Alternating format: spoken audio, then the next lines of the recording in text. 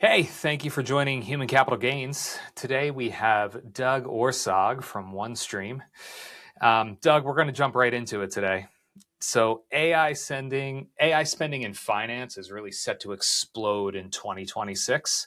But at the same time, only 1 in 3 CFOs say that they've actually deployed AI successfully at scale to date. So what do you think is really driving this urgency right now for CFOs, and why does 2026 feel like a tipping point? I think there's a little bit of fear of missing out. Everybody else is doing it. They're reading the Wall Street Journal. They're looking at all their peers, and everybody's doing it. And they're not exactly sure how they should be doing it. Prior to ChatGPT 4.0 coming out, AI was more of a programmatic thing. You had your data scientists, you bought your infrastructure, you had a program around it. With the explosion of the do-it-yourself or the hobbyists, everyone feels they need to do it right now. They're going to be behind. And so they're jumping in. And when we talk to CFOs, it's like, I have to do AI. And then we ask, well, what does that mean? And they're like, well, you tell me what that means. And so there's a lot of just taking the first thing that comes, and they've replaced the idea of being programmatic and building it like they were years ago before the explosion, the democratization of it. And now all their people are touching it. Let's figure out how do we make that work. And so you've gone from programmatic to really trying to get an application to try to do it. The issue is the programmatic may have been expensive, may have taken more time, but they actually were getting somewhere with that. Now they create something and it's like, well, how do we make this work? How do we monetize this? And they're not going in with the malice of forethought that we need to measure this. And so I think that's what's driving it. Now everybody else is doing it. We can do this, and and I haven't really seen this. We can get rid of people if we do it. And like I said, I'm not seeing that. I'm seeing it enhancing people. I'm seeing it making people's jobs better, but they're scrambling looking for an ROI. They're not getting an ROI from that application itself. So they're reverting to the ROI needs to be descaling with my people. Does that make sense, Gary?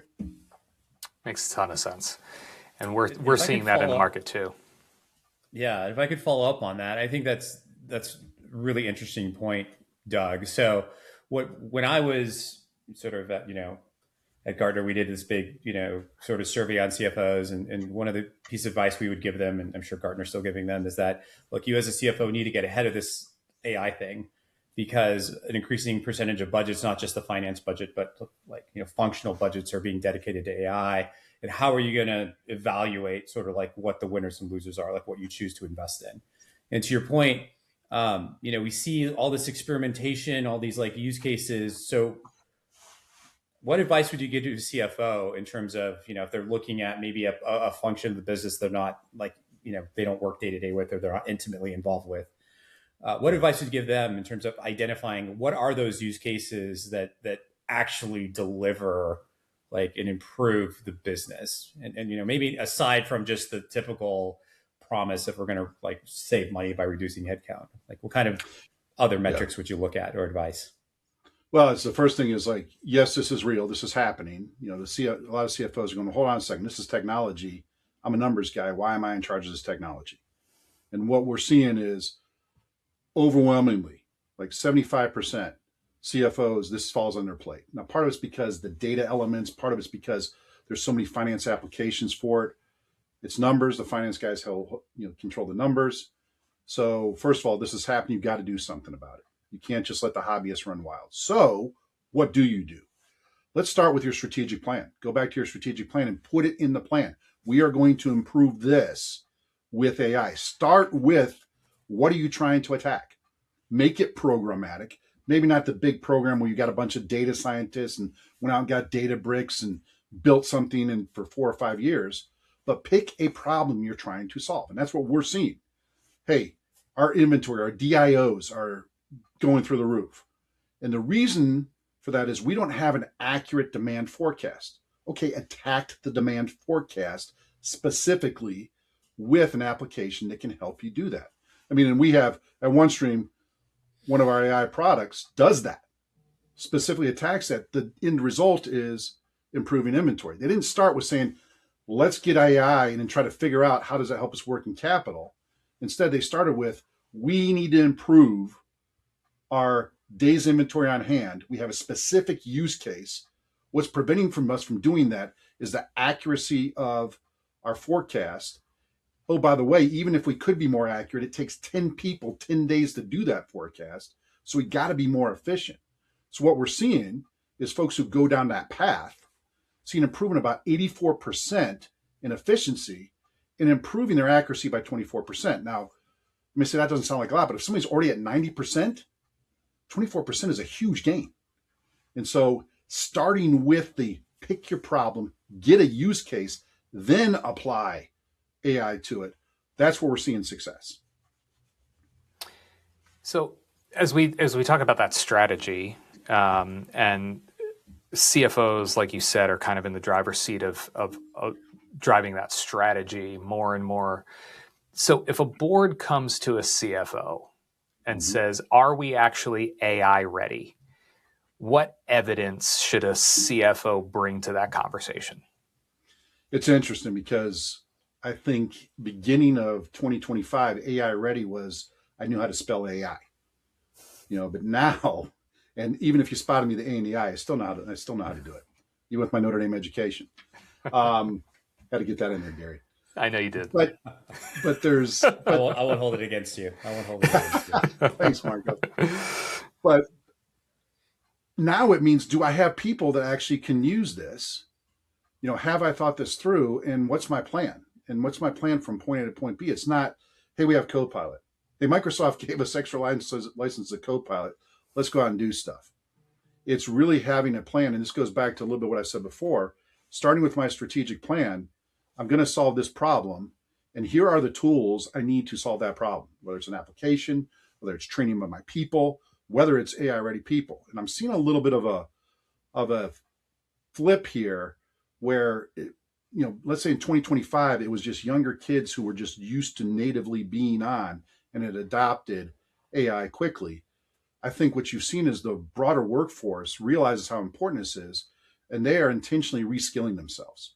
So anything you can do as an executive to accelerate that means you're AI ready. So if a board came to me as a CFO, and first of all, I'd question any board to hire me as a CFO, but that's a whole different story. But a board comes to me and I'm the CFO, here is what we're attacking AI with. That's the number one thing. Number two is, here are the tools we're doing, and my workforce is going to be ready because of X, Y, and Z. Makes it sound easy. A lot of heavy lifting in there, a lot of education in there, but those are the people that we're seeing are being successful when they're adopting AI. Yeah, if I can double click on that, workforce readiness piece, I think my kind of thesis behind a lot of this is that you see AI being touted as sort of a human capital replacement, right? The robots are going to take everybody's job. And that usually, I think that's kind of like, it's an easy story to tell. Like, you go to the board and we're going to invest in this. Like, what's the return? Are we going to reduce our headcount? Like, I haven't seen it anywhere. I don't think anyone's seen it anywhere. And so if you look at like what OneStream does, right? Not to like make this an infomercial or anything like that, but like your tool is very much like, but your tool is very much like it's a like the thesis, and correct me if I'm wrong, but like the thesis behind what you guys do is just like enabling better performance out of your people with like AI adjacent tools that like unlock all this value with the people that you have. Right. Yeah. And so I think that augmentation versus replacement story is just a much harder one to tell. Right. Because it's a lot easier to say like, oh, we're going to like get rid of these people and put in these robots versus like, we're going to take our people and making them fundamentally better by creating all this additional capability. So then the question is, well, how do you do it? Like, what does a great learning path look like? How do you upskill these finance teams to really make them sort of AI adjacent, like augmentation ready versus like, even that, like in terms of how you communicate this out, versus the fear of them just training the robots to do their job? Yeah, I think there's a couple things there. I think, first of all, it's very popular to scare the heck out of people saying, no one will ever work again. I think I saw an Elon Musk thing, blurb somewhere. It's like, no one will work 10 years from now. Now, first of all, personally, I'd love that because I'll be at the age where I don't want to be working. But taking that aside, it's what we've seen with our agents, for instance, is it takes a task, a specific task, and now you're 90% more efficient. You're no longer taking the document and matching it to the Excel spreadsheet. What you're doing is you're actually going in the system and you're doing both and getting something out. So 90% improvement in time it takes to do that. Well, now I'm making decisions I couldn't make before. And so the enhancement is the key, but you got to ask the question up front. What my team, what we do is when we talk to folks about how are you going to take advantage of the capabilities, how are you going to improve? And I'll make this general. You got to ask the question of what do you want to do today? And if all you want to do today is what you're going to do in perpetuity, yeah, maybe a robot would work there. But I'm doing this today and I want to improve tomorrow. And it takes a level of imagination that I don't think a lot of companies necessarily have because it hasn't been able to be done before. But if I eliminated this process, a 90% improvement is essentially eliminating this process. The reason people are doing this process is so they can make a decision. Now I can make that decision times 10 as opposed to times 1. And so that's where the enhancement comes, but it requires a level of imagination in the CFO suite. It requires you to take a step back and ask, what would it be? And dream a little, which, listen, as a CFA and a CPA, I don't think I'm allowed to do that, but dream a little and think about, if I could, what would I do? And start from there and work backwards from there about why do we want this tool, what do we want this tool to do, as opposed to, look at this magic trick this tool does. Wouldn't it be cool if I didn't have to have people perform this magic trick? Which is essentially what you're hearing in the financial press, but is not what we're seeing out in the public. Yeah, we're not really seeing it out in the public either. And what we're really realizing, and it aligns with the research that your company has done, in that 36% of the companies are citing workforce upskilling as the top barrier to progress in AI, right? So it's not really a money constraint at this point. It's a foundational constraint. Yeah. And I think the point of you putting strategy first and finding those use cases, a lot of companies come to us and say, hey, we just dumped a lot of resources into AI and nobody's using the tool how we expected them to use them. And we usually ask, like, well, how did you expect it to use them? And and the answer is, we don't know, but it wasn't this, right? Yeah. So it's really about that upskilling, like you just said. Where do you feel with data? Like Marko and I kind of have a stance on data and data quality and getting data readiness before implementing AI. But I'd be interested to see where you stand on that. We at OneStream, we kind of have a leg up because we're built around data. I mean, when they built OneStream, they built it. We started with that. Everything was to get in that unified data model. So when I'm talking to customers or prospects or people who already have OneStream who are expanding to AI, it's not as heavy a lift because the data's there. There's a level of transparency. And I think that's the key. The quality of data, is going to either delimit or allow you to do more and more analysis. But even without high quality data, you can still utilize some of this stuff. The problem is transparency. If you don't have that full lineage back to where the data source is, and you have to do something, let's say you have to take different data sources and normalize them in some kind of data warehouse, that's where your analysis is going to be. That's where it's going to stop. You're not going to be able to get anything beyond that. So if you can connect to those initial data sources, as dirty or as unstructured as they may be, and pull those into your analysis, that's where you're going to get something that's useful. Otherwise, honestly, if you're going to normalize the data, you might as well just get BI and reports out of that because you're not doing a whole lot of new stuff with it. Does that make sense? Totally. I think so many people get stuck on the data conversation. Yeah. And like I said, Moneyball came out in 2003, right? And that was the big book that said, look how this small baseball team can leverage data to compete with the big boys. And that was 23 years ago. Like Signal and the Noise came out, 14 years ago. Like we've been having this big data conversation for a long time. I think having a practical approach in terms of insights driven by data, and at what point is the data kind of good enough to get you started? And you can always get better as you go along. Yeah. But I think sometimes organizations unfairly limit them with the way they kind of visualize or the importance of the data.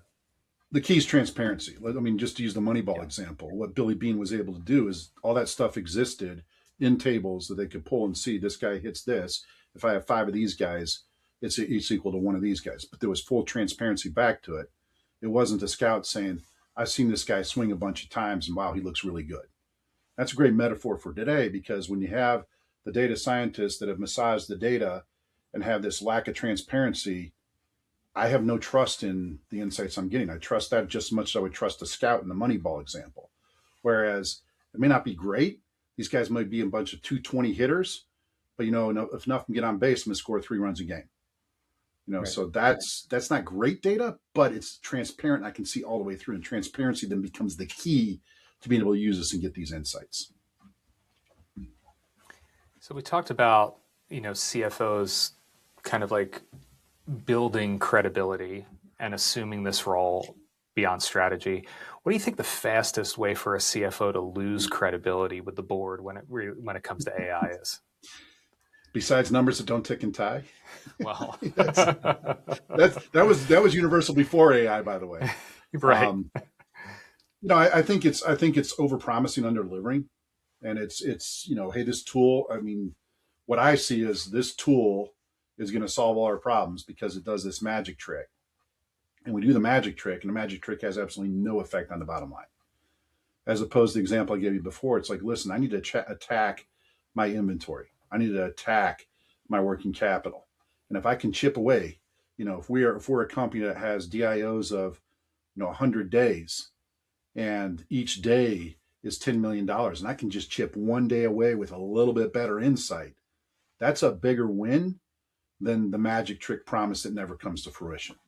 Also, being able to measure this stuff, and goes back to setting it up from the very beginning. The strategy, also put a financial model around it. What is our expected return on analysis? And then measure against that. Because if we expected a return of 100% and it's 5%, that project was not worthwhile. And as a CFO, I need to own that. What I can't have is go into the board meeting telling them last year was 100%, and they tell me it was a 5% return on investment. So it's tracking as you're doing as well. I think what's really interesting is when we think about the CFO's role with the board. I think in the past, C-suite roles were a lot more clearly defined, right? The CEO was in charge of strategy. The CFO was in charge of sort of reporting. The CTO or CIO is in charge of technology, right? And now you see sort of this blending of responsibilities where, the CFO is taking a larger role in terms of what is the digital strategy, where strategy was usually, if you asked that same question 10 years ago, who's leading your digital strategy? CEOs would be at the top and CFOs would be at the bottom. Now that's almost flipped, right? We have 70% of CFOs are running it. And so we hear all this, and then with, your unified data model, bringing in operational metrics as part of the overall understanding of the business, so the CFO can tell a better story to the board. So now you have the CFO sort of crossing over into operations, crossing over into technology, crossing over into strategy. How does the CFO sort of manage that relationship between the other members of the C-suite? How do they sort of collaborate around talent, and how do they sort of play nice in front of the board to become better storytellers without, threatening or having those internal politics struggles with the other C-suite leaders? Yeah, you got to be careful. I mean, it's interesting that, to your point, before big data was a thing, before SaaS was a thing, and I kind of blame SaaS, software as a service, for this, because it kind of democratized it. You no longer needed the IT department to give us applications. We could start buying them, and as a CFO, I could start moving a little bit more quickly. And hey, if I need something to help me out with planning, I'm going to go out and get it. If I need something to help me out with my clothes, I can go get it. If I need something with reporting, I can go get it. I don't have to go through that 5-year cycle of waiting for IT to get me something. Well, now I'm delivering insights that before I couldn't, that I didn't know. And oh, by the way, there's this other information out there that maybe a little bit less structured, certainly less durable than that finance information, operational information. But I can ingest pieces of that and get insights from that. So that's kind of the evolution to today. Now it's okay, Mr. CFO, you can do all this stuff. You have these answers. What do they mean? And that's where it just hasn't been natural until more recently that the CFO be that storyteller. I would say storytelling skills are probably as critically important as they are now as previously. So for those of you who took arts and letters and our CFOs back in the day, you're in luck. That Shakespeare course you took actually now has meaning for you. For those of you who did not, those of you just went through business school, pick up a book, pick up a novel, start reading. No, it's storytelling is really the key thing. But it's not storytelling free form. It's taking that structure you built with those SaaS applications, with the insights from there, with the operational information in with the financial information, and being able to tell a coherent story. If you cannot tell that story, you need to have people who can. So this goes to the people who work for you. This goes across collaboration. You need your team to be able to tell that story. And you need to be able your team to be able to work with others in the organization, whether it's operations, whether it's HR, whether it's people in the field. They need to be able to build that story as well and feed that up to you. So fundamentally, I think it's pretty cool. If I look at the organization of the future, it's less siloed and it's more of we're a team. Now, some of us are linemen, some of us are wide receivers, but we're a team. And that team concept, building around storytelling, I think is really the key to success for the office of the CFO and success for enterprises as well. I love that. It's like that business partnering motion where it's like, I'm going to work with you to make sure that we are on the same page at the story we're telling, and finance taking that perspective, like help me understand what's going on so I can help you run your part of the business better. That's yeah, absolutely. Absolutely. So I say we end with this, and I'm going to ask you both this question since you're both in similar schooling in your position. So you put yourself in the role again in the CFO, and I know, Doug, it's a bit of a nightmare for you. So I'm going to have you go second. PTSD. Yeah. So it's a year from now. You've successfully convinced your board of your strategy for AI. It's a year from now. You're reporting out. Like, what do you hope your story is to prove the successful implementation of AI at the company that you're working at? Mark, I'm going to have you go first. So I think a lot of it sort of, and this is the Southern Cal take on it versus the Notre Dame take on it. So I will say a lot of it has to do with, our job as CFOs, right, is to solve problems for the business, like help people understand what's going on and become that strategic leader so that we can lead the business forward.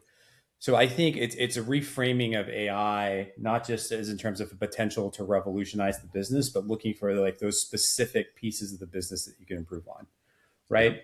Yeah. And they might not necessarily be like the coolest or most sexy things, but it's like the nuts and bolts part of the business where AI can really, really help and move the needle. So a lot of like, helping with the close, helping with data analytics, helping with like speed of forecasting, that kind of stuff, speed and quality.